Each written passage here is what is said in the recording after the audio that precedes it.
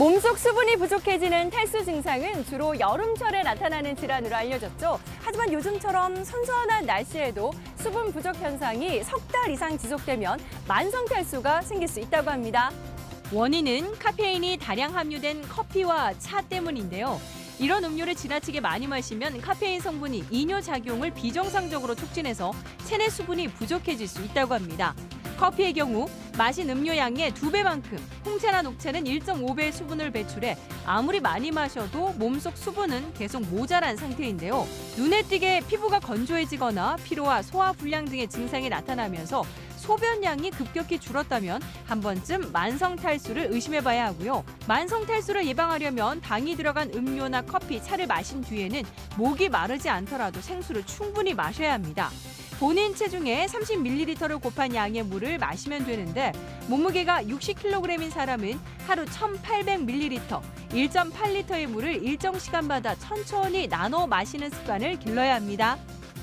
식품이나 생활용품을 구입할 때 종류가 워낙 다양하다 보니까 뭘 사야 할지 고민이 될 때가 많은데요.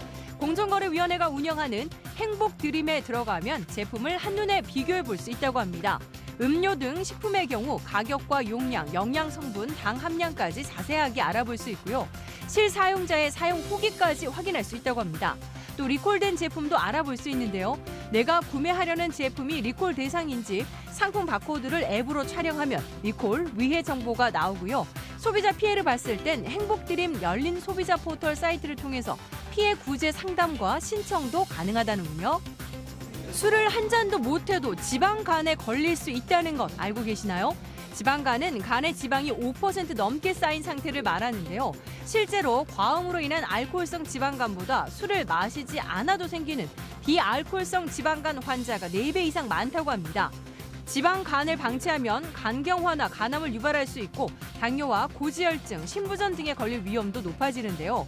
운동량이 적거나 노화로 근육량이 갑자기 감소한 경우, 여성 호르몬이 줄거나 고지방 음식을 많이 먹으면 누구나 지방간이 생길 수 있습니다. 지방간을 예방하려면 하루 30분 이상 유산소 운동을 꾸준히 하고 단백질 섭취를 늘리는 등 영양학적으로 균형 잡힌 식사를 해야 하고요. 갑자기 체중이 불어나지 않도록 주의해야 합니다. 선선한 바람이 불어오는 자전거 타기 좋은 계절인데요. 잘못된 자세로 자전거를 탔다가 자칫 병을 얻을 수 있다고 합니다. 먼저 안장 높이가 맞지 않으면 무릎에 부담이 가는데요. 무릎 연골이 약해지는 연골연화증이나 무릎 바로 아래에 있는 힘줄에 염증이 생기는 슬개건염 등이 생길 수 있습니다.